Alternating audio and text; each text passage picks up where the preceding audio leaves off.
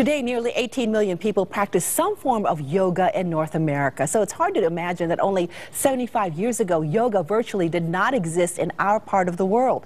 The book White Lama is part biography, part adventure story, and part history. It takes an intriguing look at Tibet in the first part of the 20th century and pays homage to Theos Bernard, who introduced Tibetan Buddhism and Hatha Yoga to the Western world. The author of the book, Douglas Veenhoff, is a former mountain guide, an award-winning journalist, and a longtime student and practitioner of Buddhism and yoga. And he's here with us now. Welcome. It's great to have you. Thank you, Jocelyn. I'm delighted to be here.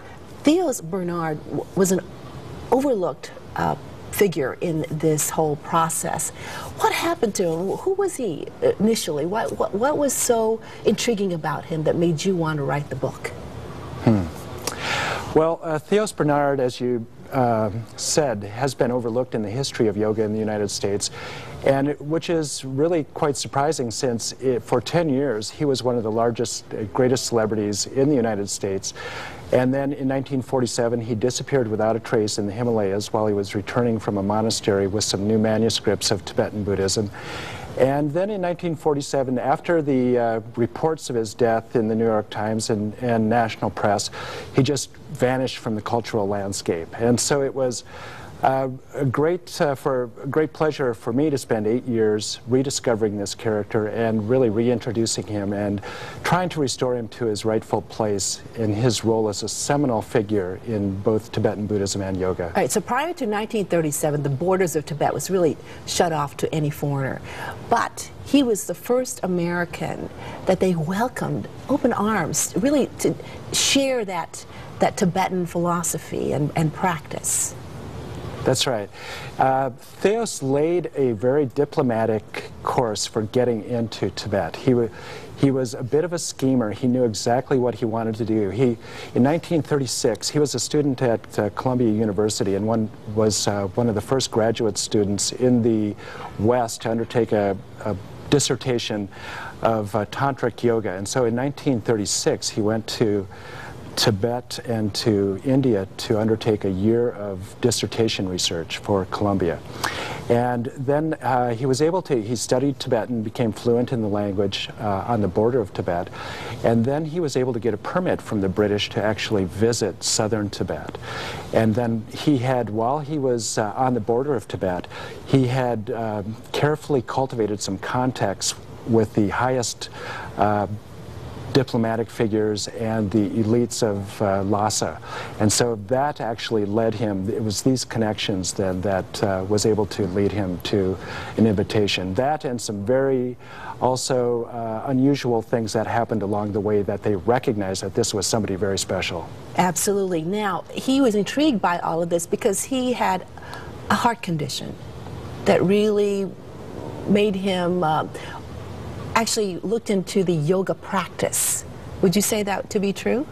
Yeah, well, it was interesting in doing the research for this story that there were a number of what I think of as consequential moments in his life. There were pivotal things that happened that on the surface didn't seem like they were that big of a deal, but they ended up turning his life in very strange directions. So as a freshman at the University of Arizona in Tucson, he was subject to some freshman hazing. He didn't wear his beanie one day, and so on a cold spring day he was thrown into the fountain, which resulted in his contracting bad cold, which turned into strep throat, which resulted in heart valve damage from rheumatic fever. And so it was thought then that he would never be able to have an active life and that he was just preparing himself for an office job and perhaps to be a lawyer. So it was at that time then that he began to study yoga because his mother was a theosophist and she had some books on history of Asian philosophy, and so he read there that yoga was a way of recovering health and strength, and so he thought that was the way that he could perhaps regain his strength, at least in order to hold down an office job again. When he came back from Tibet, he was a celebrity. He had famous friends, Charles Lindbergh, Lowell Thomas. He was just well regarded.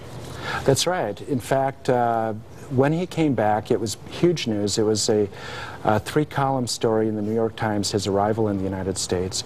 And then he was on the cover of the leading personality magazine of the day, which was The Family Circle, 4 times in 18 months. And he shared the cover with people like Dorothy Lamour, Errol Flynn, and Betty Davis, and strangely, his picture was twice the size of theirs. He also wrote 2 books. His editor was Maxwell Perkins, who is, of course, the legendary editor of the 20th century, famous for discovering Ernest Hemingway and F. Scott Fitzgerald, and Marjorie Rollins, et cetera, et cetera. And so it was Perkins then that edited the 2 books that Theos wrote. One was Penthouse of the Gods, which was the chronicle of his story, the story of his journey to Tibet. And then the other was Heaven Lies Within Us, which is a story about yoga and is still regarded as one of the great works of Hatha Yoga instruction in the We don't have a lot of time left here, but I do want to mention that he brought back a lot of literature, and some of that, well, many of that is much of that is right here at the Beinecke Rare Library at Yale University. Is that right? That's right.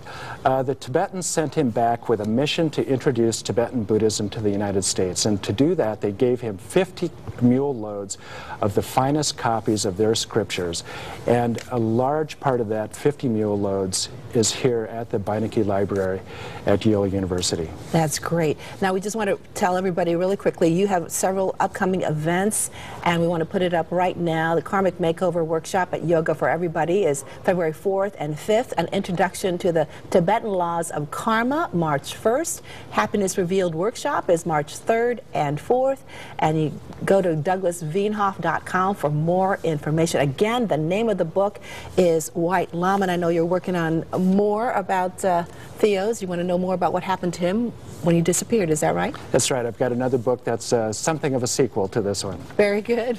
Douglas, thanks so much for sharing more about Theos with us. Thank you, Jocelyn. It's been a pleasure.